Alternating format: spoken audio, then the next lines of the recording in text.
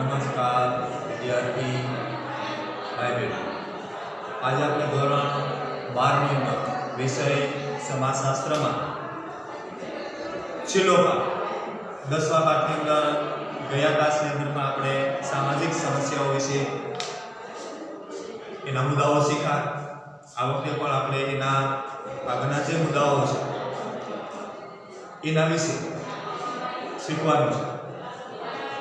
सामाजिक समस्या एटले समाज में परंपरागत रीते जे नीति नियमों छे, बंधारणों छे, कानून छे, एमां क्यांक अडचण थाय एवी केटलीक बाबतो ऊभी थाय के जे आखा समाजने कोई ने कोई प्रकारे खलेल पहोंचे त्यारे सामाजिक समस्या बनी जाय छे।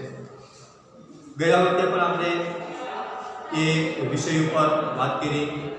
आज एनाथी आगळ 10मा प्रकरणना जे मुद्दाओ छे सामाजिक समस्या विषे एमां जो वात करीए तो मानव समाजना इतिहास तरफ दृष्टि करीए तो जणाय छे के आदिम समाज होय के आधुनिक विकसित समाज ते क्यारेय समस्या मुक्त न हतो।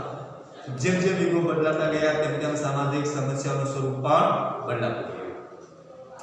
बीजा शब्दोमां एम पण कही शकाय के जेम जेम सामाजिक समानता के सभाता के सामाजिक जागृतिनो विकास थवा लाग्यो तेम नवी सामाजिक समस्याओं पण दृष्टिगोचर थवा लागी। वળી भौगोलिक अने पर्यावरणीय परिवर्तनों, शहरीकरण, औद्योगिकीकरण, विज्ञान अने टेक्नोलॉजीना क्षेत्रमां हरણफાળ विकास अने नवा व्यक्तिवादी मूल्यों जेवा परिवर्तन निपजावता परिबळोए पण अनेक नवी सामाजिक समस्याओने जन्म आप्यो छे। आवा संजोगोमां सामाजिक व्यवस्थानी जाळवणी माटे समस्याओं पर नियंत्रण मेळवी तेना निवारण माटे वैज्ञानिक अध्ययन ए आवश्यक छे। એટલે આપણો પહેલો મુદ્દો તો કે છે કે આદિકાળથી સામાજિક સમસ્યાઓથી ઘેરાયેલો માનવ સમાજ સામાજિક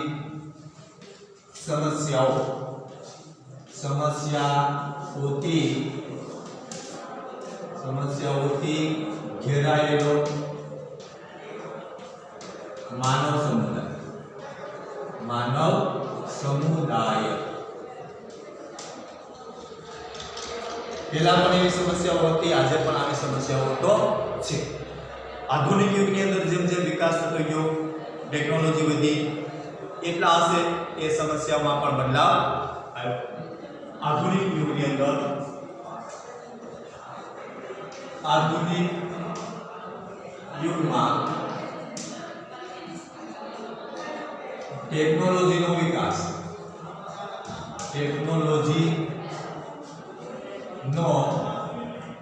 વિકાસ એના કારણે સમસ્યાઓમાં બદલાવ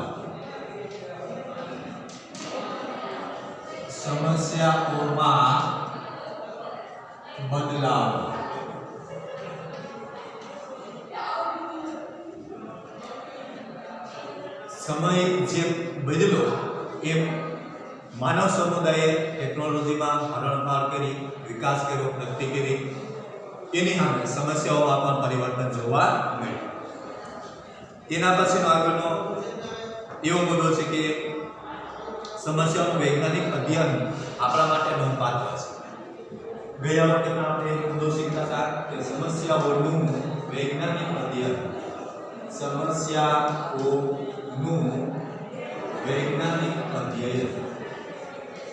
वैज्ञानिक अध्ययन ये पण आपणा माटे जरूरी छे। समस्यानुं निराकरण कई रीते, समस्यानो हल केम करवो ए पण आपणा माटे जरूरी छे। अध्ययन समस्यानुं निराकरण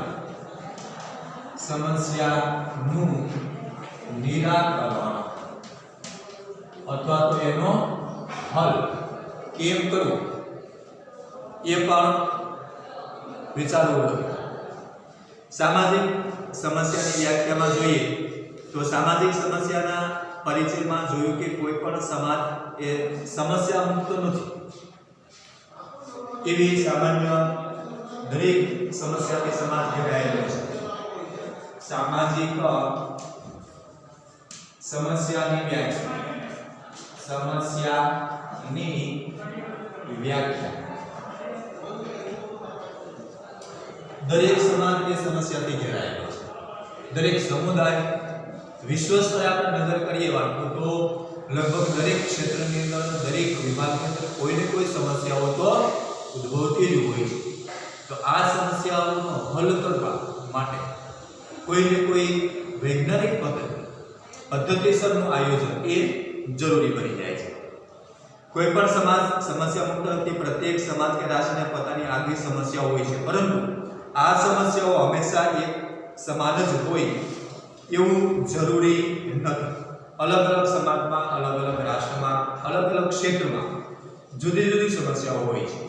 હવે એ બધી જ સમસ્યાઓ એક સમાન હોય એવું જરૂરી નથી અને શક્ય પણ રાષ્ટ્ર બદલે, એની જરૂરિયાત બદલે, એની મેથડ, એની પદ્ધતિ બદલે, એટલે સમસ્યાઓમાં પણ બદલાવ આવે. સમસ્યાઓ પણ જુદી જુદી હોય. રાષ્ટ્રને પોતાની આગવી સમસ્યાઓ હોય છે, પરંતુ આ સમસ્યાઓ હંમેશા સમાન હોતી નથી. સામાજિક ધોરણો, સાંસ્કૃતિક મૂલ્યો અને પ્રાદેશિક વિશેષતાને કારણે એક સમુદાય કે રાષ્ટ્રની સમસ્યાઓ અન્ય સમુદાય કે રાષ્ટ્ર કરતાં જુદી હોવાનો સંભવ છે. દરેક સમાજ એ પોતપોતાની જુદી આગવી વિશેષતાઓ ધરાવે છે, આગવી એની લાક્ષણિકતાઓ હોય છે. એટલે એ આગવી વિશેષતાઓ અને લાક્ષણિકતાઓ પ્રમાણે એની સમસ્યાઓ પણ જુદી જુદી હોય છે. રાષ્ટ્રની સમસ્યાઓ અન્ય સમુદાય કે રાષ્ટ્ર કરતાં જુદી હોવાનો સંભવ છે. આવી સામાજિક જટિલતાને કારણે સામાજિક સમસ્યાની સર્વસામાન્ય વ્યાખ્યા આપવાનું કાર્ય કઠિન છે. આમ છતાં જુદા જુદા વિદ્વાનોએ સામાજિક સમસ્યાઓને વૈજ્ઞાનિક અધ્યયન દ્વારા તેના સર્વસામાન્ય અર્થની સમજૂતી આપવાનો પ્રયાસ કર્યો છે.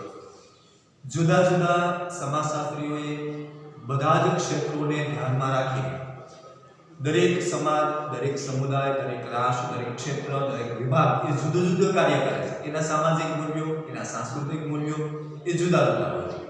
હવે બધા જ જુદા જુદા સામાજિક મૂલ્યો કે સાંસ્કૃતિક મૂલ્યો ના કારણે એની સમસ્યાઓ પણ અલગ અલગ હોય છે, જુદી જુદી હોય છે. તો સમસ્યાનો સર્વસામાન્ય એક જ સમસ્યા અથવા તો બધા જ એક સાથે સમસ્યાનો ઉલ્લેખ કરવો હોય તો આ અઘરું કામ છે, મુશ્કેલ કામ છે. કેમ કે સમસ્યાઓ જુદી હોવાની, એના સામાજિક ધારાધોરણો જુદા છે, તો એની અંદર ઉદ્ભવતી સમસ્યાઓ પણ એ જુદી હોવાની. હવે એમ છતાં કેટલાક સમાજશાસ્ત્રીઓએ, કેટલાક વિદ્વાનોએ આ સામાજિક સમસ્યાઓ વિશે વ્યાખ્યાઓ આપવાના પ્રયાસ કર્યા છે. સામાજિક સમસ્યા એટલે વ્યવહારમાં એવા પાસાઓ કે પરિસ્થિતિઓ જેને સમાજના કે સમૂહના નોંધપાત્ર સંખ્યાના લોકો અનિચ્છનીય ગણતા હોય. સમાજના નોંધપાત્ર સંખ્યાના લોકો એવી માન્યતા ધરાવતા હોય છે કે આવી અનિચ્છનીય પરિસ્થિતિને નિવારવા માટે અને સમસ્યા વ્યાપને ઘટાડવા માટે સુધારાવાદી નીતિનો, કાર્યક્રમો અને સેવાઓની આવશ્યકતા ઊભી થાય છે. સામાજિક રીતે અનિચ્છનીય ગણાતા હોય છે સમૂહના નોંધપાત્ર સંખ્યાના લોકો. એ જ્યારે સમસ્યાનું નિર્માણ થાય ત્યારે સામાજિક રીતે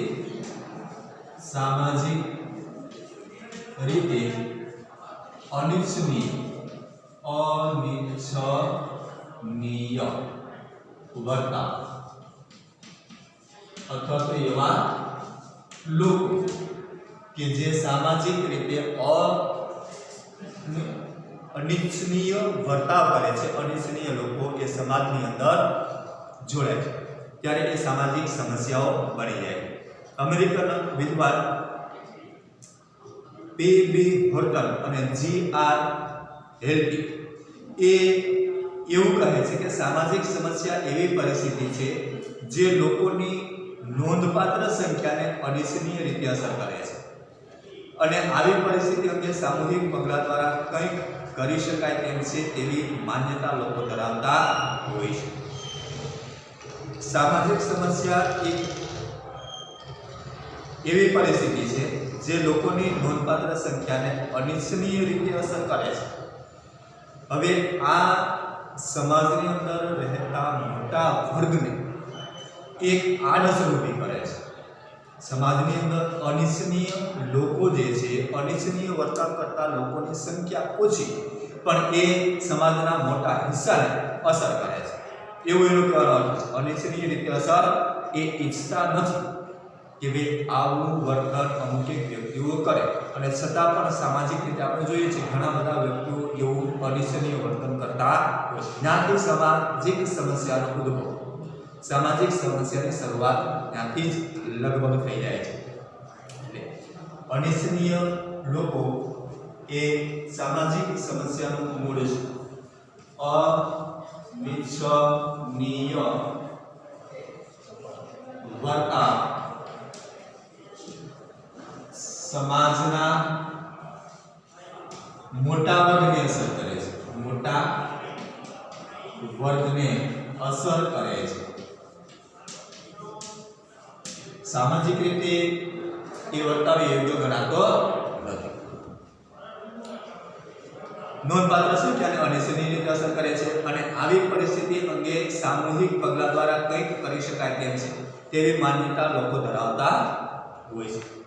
એટલે સામાજિક રીતે એક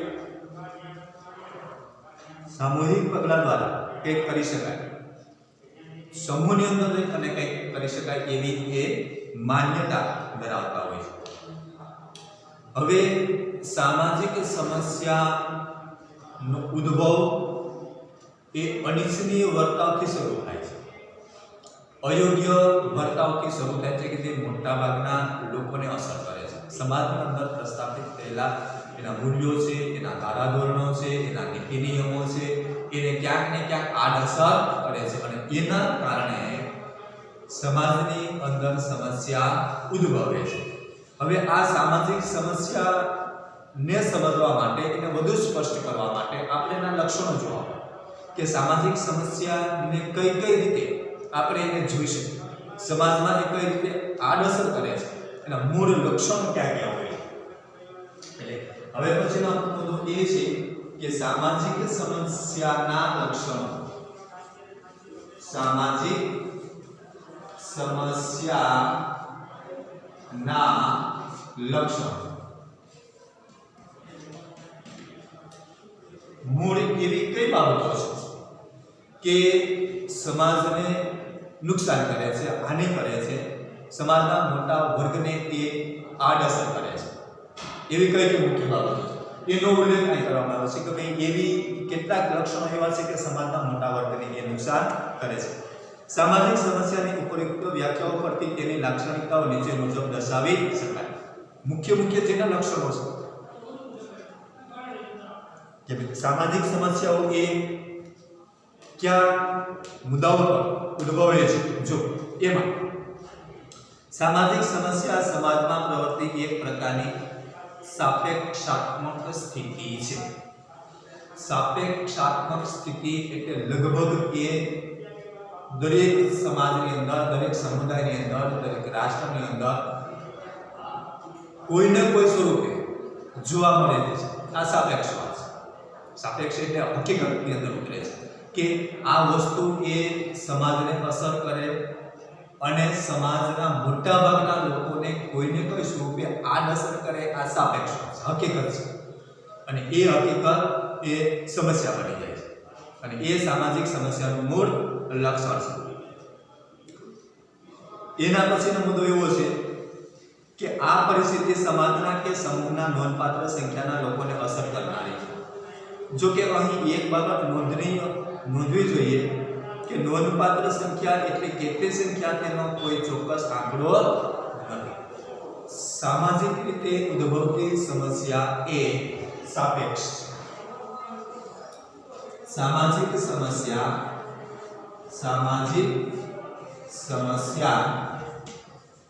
એ સાપેક્ષ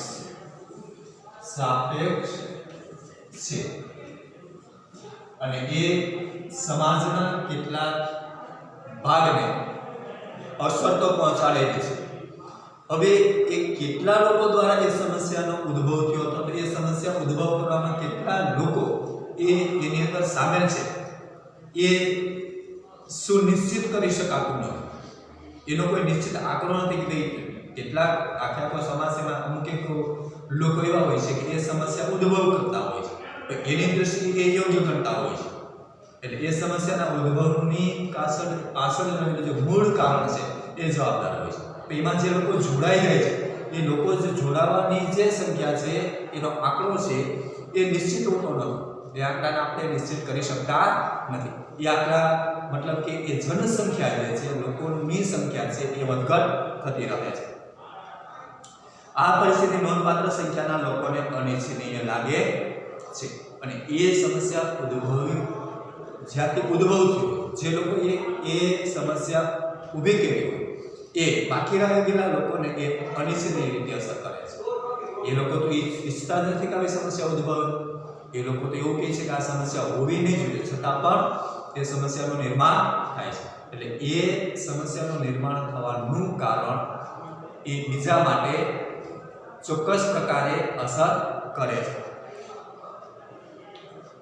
આ અનિચ્છનીય પરિસ્થિતિને દૂર કરવા માટે લોકોને કોઈ સામૂહિક પગલાં ભરવા જોઈએ તેવી લોક લાગણી પ્રવર્તે છે. આ અનિચ્છનીય પરિસ્થિતિને દૂર કરવા માટે કોઈ ચોક્કસ સામૂહિક પગલાં લેવા એવું ઈચ્છનીય બની જાય છે. કેમ કે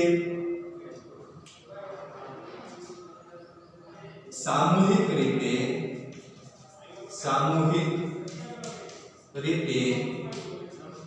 અનિચ્છનીય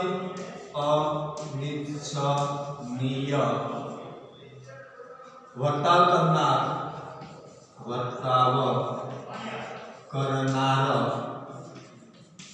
લોકોની સામે સામૂહિક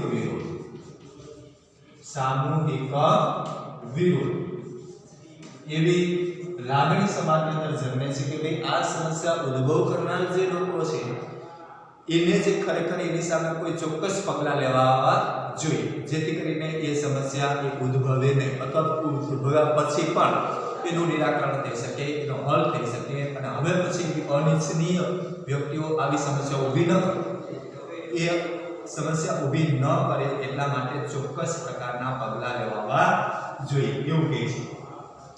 એટલે કે ચોક્કસ પગલાં લેવા.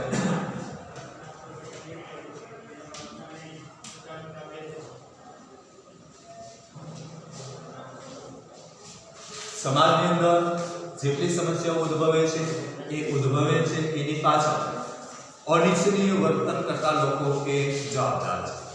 અનિચ્છનીય વર્તન કરનાર લોકોની સામે ચોક્કસ પગલાં લેવા જોઈએ એવી લોક લાગણી પ્રવર્તે છે. લોકો દ્વારા એવી લાગણી વ્યક્ત કરવામાં આવે છે કે જેથી કરીને અનિચ્છનીય વર્તન કરતા લોકોની સામે કડક કાર્યવાહી થઈ શકે અને એ કાર્યવાહી કરવામાં આવે. શા માટે? તો કે એના કારણે સમાજની અંદર આવી સમસ્યાઓ ન ઉદ્ભવે અથવા તો એ સમસ્યાઓનું નિરાકરણ થઈ શકે. એટલે સામાજિક રીતે એ સમસ્યાને હલ કરવા માટે ચોક્કસ પગલાં લેવા જોઈએ એવું લોકો દ્વારા લોક લાગણી જન્મે છે કે જેથી કરીને સમસ્યાઓને નાબૂદ કરી શકાય. આ પરિસ્થિતિ કાયમી નથી, પરંતુ તેને દૂર કરી શકાય તેમ છે તેવી માન્યતા જોવા મળે છે. એટલે ઘણી વખત એવી સમસ્યાઓ પણ નિર્માણ થતી હોય છે કે એ સમસ્યાઓ એ કાયમી હોતી નથી, એ સ્થાયી હોતી નથી, અસ્થાયી હોય છે. એટલે એટલા માટે એ સમસ્યાઓનું નિરાકરણ ધીમે ધીમે સમય બદલાતા એ આપોઆપ સમસ્યા હલ થઈ જાય છે. સામાજિક સમસ્યા વ્યક્તિલક્ષી નહીં પરંતુ સમાજલક્ષી હોય છે. આ તો સીધી ને સરળ વાત છે કે જ્યારે સમાજની અંદર કેટલાક લોકો એ અનિચ્છનીય વર્તન કરે ત્યારે એ આખા સમાજને અસર કરે છે. કોઈ વ્યક્તિગત રીતે એ કોઈ વ્યક્તિની સમસ્યા હોતી નથી. જ્યારે આખા સમાજની સમસ્યા એટલે સામાજિક સમસ્યાનો મુદ્દો એવો છે કે આખા સમાજને કોઈને કોઈ સ્વરૂપે એ અસર તો કરે છે, સમાજને એ નુકસાન કરે છે, સમાજને હાનિ પહોંચાડે છે અથવા તો સમાજની અંદર એ સમસ્યા ઉદ્ભવે છે. એ વ્યક્તિગત હોતી નથી પણ સામાજિક હોય છે। મતલબ કે સમાજના મોટા હિસ્સા, સમાજના મોટા વર્ગને, સમાજના મોટા ભાગના સમૂહને એ સમસ્યાએ આડઅસર કરે છે। સામાજિક સમસ્યાના પરિણામો સામાજિક હોય છે અને તેથી તેના પ્રભાવ સમાજની અન્ય બાબતો પર પણ પડે છે। સમાજની અંદર રહેતા લોકો એ સમસ્યાનો સામનો કરે અથવા તો એ સમસ્યાની અંદર જ્યારે એ આડઅસર પહોંચાડે છે ત્યારે સમાજમાં કેટલાક પરિણામો આ સમસ્યાના કારણે ઉલટા આવે છે। મતલબ કે એ સમસ્યાના કારણે કેટલી બધી સમસ્યાઓ બીજી પણ સર્જાય છે। એટલે એક સમસ્યાની પાછળ બીજી પણ સમસ્યાઓ ઉદ્ભવી શકે છે। એક સમસ્યા દાખલા તરીકે ઉદ્ભવી હોય તો એ સમસ્યા જો વધારે વેગ કરે તો એના કારણે ઘર્ષણ પણ થઈ શકે, એટલે ઘર્ષણના કારણે બીજી સમસ્યાઓ પણ થઈ શકે। ઘણી વખત આપણે જોતા હોય કે ભાઈ એક સમસ્યા છે તો એનો હલ કરવા માટે કેટલાક સમાજની અંદર એ સમસ્યા ઊભી થઈ ગયા પછી એ આગળ વધે, એના કારણે ઘણી બધી સંપત્તિઓને નુકસાન થતું હોય છે, રાષ્ટ્રીય સંપત્તિઓને પણ નુકસાન થતું હોય છે। આ બધી જ આની આડઅસર છે, એના કારણે બીજી સમસ્યા સર્જાય છે। એટલે સામાજિક સમસ્યાના પરિણામો સામાજિક હોય છે અને તેથી તેનો પ્રભાવ સમાજની અન્ય બાબતો પર પણ પડે છે। લગભગ મોટાભાગની બાબતો પર પણ એની અસર એક ચોક્કસ પ્રકારે પડતી હોય છે। સામાજિક રીતે ઉદ્ભવેલી સમસ્યાઓની અસર દરેક જગ્યાએ આપણને જોવા મળે છે। સામાજિક સમસ્યા એક પ્રકારની સાપેક્ષ પરિસ્થિતિ છે। તેનો અર્થ એ થયો કે એક સમાજમાં તે પરિસ્થિતિ સામાજિક સમસ્યા ગણાતી હોય તે પરિસ્થિતિ અન્ય સમાજમાં સામાજિક સમસ્યા ન પણ હોય। એક સમાજ માટે જે સમસ્યા છે એ બીજા સમાજ માટે સમસ્યા કદાચ ન પણ, કેમ કે સાપેક્ષ એટલે એક તરફથી જે બાબત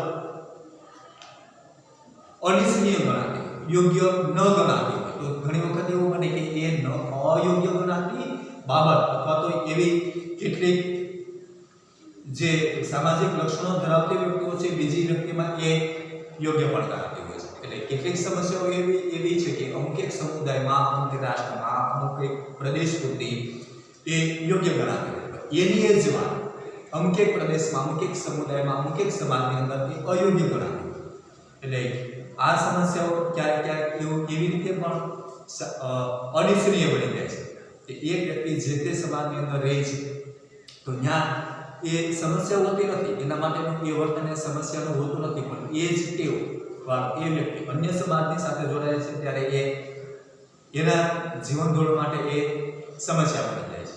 એટલે ઘણી વખત એ સાપેક્ષ સમસ્યાઓ છે એક સમાજ માટે એ સ્વીકૃત હોય છે પણ બીજા સમાજ માટે અસ્વીકૃત પણ હોય છે। સામાજિક સમસ્યા ઉપરયુક્ત લક્ષણ ઉપરથી આપણને સામાજિક સમસ્યા કોને કહીએ તેની સમજ સ્પષ્ટ થઈ। હવે આપણે ભારતીય સમાજમાં જોવા મળતી જુદી જુદી 3 સામાજિક સમસ્યાઓનો વિસ્તૃત અભ્યાસ કરીશું।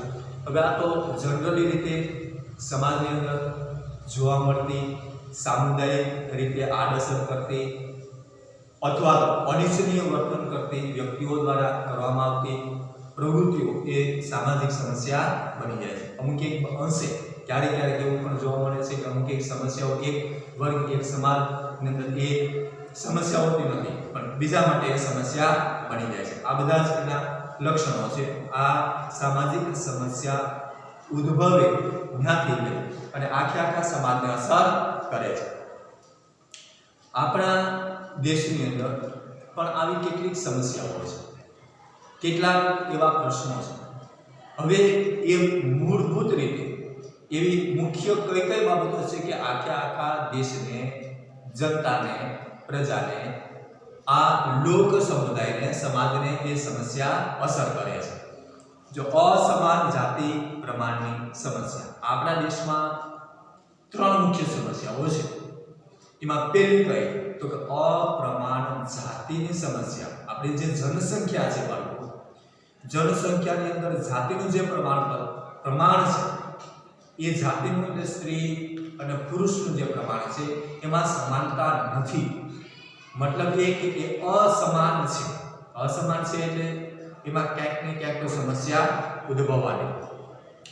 સ્ત્રી અને પુરુષ સમાજ રૂપી રચનાના 2 ચક્રો છે। વિશ્વની કોઈ પણ સામાજિક વ્યવસ્થાએ ગતિશીલ રહેવું હોય તો સમાજ રથના આ બંને ચક્રો વચ્ચે સંતુલન હોવું અનિવાર્ય છે। જો આ ચક્રો વચ્ચેનું સંતુલન ખોરવાય તો રથમાં બાકીની ગમે તેટલી સુવિધાઓ હોવા છતાં તે આગળ વધી શકતી નથી। આપણા સમાજની અંદર, આપણા દેશની અંદર જનરલી રીતે આ મુખ્ય મુદ્દો છે। સમસ્યાઓ નાની મોટી ઘણી છે, પણ એમાંની કેટલીક સમસ્યાઓ એવી છે કે આખા સમુદાયને, આખા રાષ્ટ્રને, રાષ્ટ્રની જનતાને અસર કરે છે। હવે એ અસર કરતી ઘણી બધી સમસ્યાઓ છે। એમાંની એ સમસ્યા કઈ તો કે જાતિ પ્રમાણપત્ર, જાતિનું પ્રમાણ છે એ અસર કરે છે। જેટલી પુરુષની સંખ્યા છે એટલી સ્ત્રીઓની સંખ્યા હોવી જોઈએ, તો એને સમાન પ્રમાણ, એનું પ્રમાણ એ સમાન છે। પણ આપણા દેશમાં એવું નથી। સ્ત્રી પુરુષની જે સમાનતા હોવી જોઈએ એ જોવા મળતી નથી। દર 1000 પુરુષોએ એ સ્ત્રીઓનું પ્રમાણ અલગ અલગ રાજ્યોમાં અલગ અલગ છે, પણ 1000 પુરુષોએ 1000 સ્ત્રીનું પ્રમાણ હોવું જોઈએ એ નથી। એનો મતલબ એ કે સમસ્યા તો છે, સ્ત્રીનું પ્રમાણ ઓછું છે। કોના કરતા તો કે પુરુષો કરતા। પુરુષની જનસંખ્યા કરતા સ્ત્રીઓની જનસંખ્યા એ ઓછી છે, એટલે ત્યાંથી સમસ્યા તો શરૂ થઈ જ જવાની છે। અને આમે આપણે જાણીએ છીએ કે સામાજિક રીતે સમાજમાં રહેવા માટે સ્ત્રી અને પુરુષ બંને સમાન છે, બંનેનું હોવું અનિવાર્ય છે। બંનેના નીતિ નિયમો, એની ફરજો એ સમૂહ રીતે કામ કરે છે।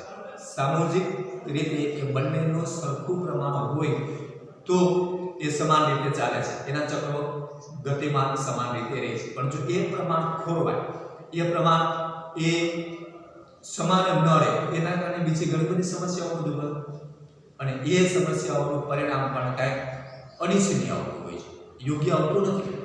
કેમ કે એ પ્રમાણ ખોરવાને કારણે બીજી આ એક સમસ્યાના કારણે પાછી બીજી સમસ્યા ઉદ્ભવે છે, એટલે એના કારણે આખા સમાજની અંદર ઘણી બધી આડઅસર ઊભી થાય છે।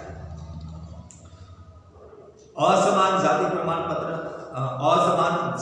પ્રમાણની સમસ્યા એ સમાજરૂપી રથના આ બંને ચક્રોની વચ્ચે અસંતુલનનો નિર્દેશ કરે છે। જે સંતુલન, જે સમતોલા હોવી જોઈએ, મતલબ કે બંનેનું પ્રમાણ સરખું હોવું જોઈએ, એ સરખું ન હોવાને કારણે આ સ્ત્રી અને પુરુષ બે, આપણે એવું કીધું કે જીવન રથના આ આપણું રથ છે, જીવનરૂપી રથ છે, એના બે પૈડા, બે ચક્રો, અને એ બે ચક્રો એટલે એક સ્ત્રી અને એક પુરુષ, એ બે હોવા જોઈએ તો આપણો રથ, જીવન રથ આગળ હાલે।